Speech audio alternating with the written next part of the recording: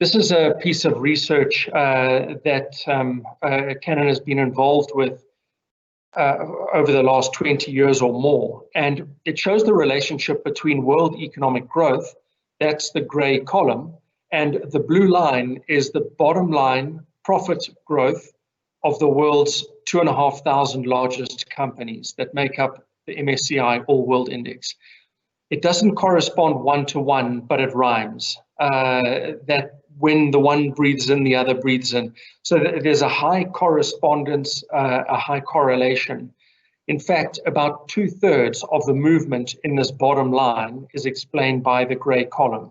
To put that into a more sensible sentence, about 2/3 of the variability in company profit is explained by the growth or decline in economies. And here you can see the impact of the global financial crisis on company earnings.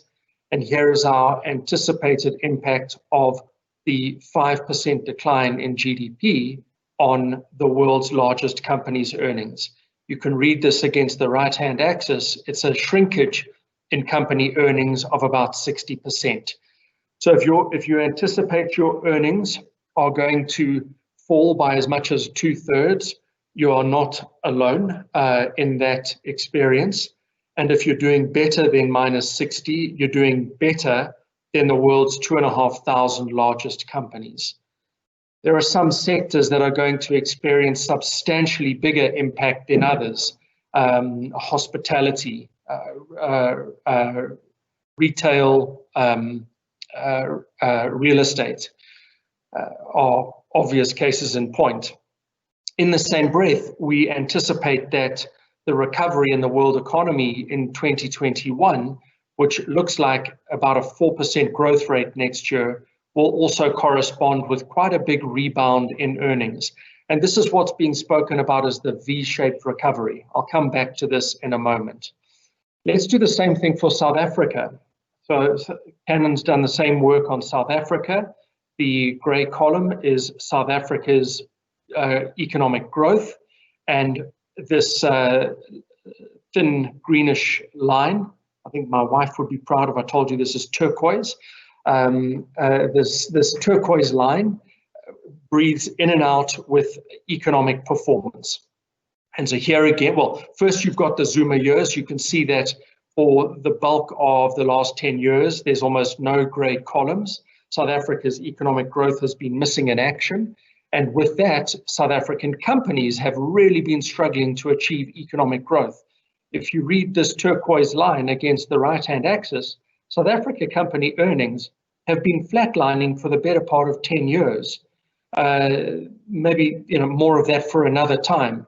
For now, the South African economy declining by 80%, that's the step down in this gray column, will take South African corporate earnings down by about 40%. Now, immediately you might sit up and say, well, hang on, that 40 for an economy that is in much worse shape than the global economy, if the world economy is falling 5, we're falling 8. The world economy's earnings are falling 60. How come we're only falling 30 or 40? And there is a few things going on in the South African circumstance that are sources of relief, keeping in mind that this is JSE listed companies.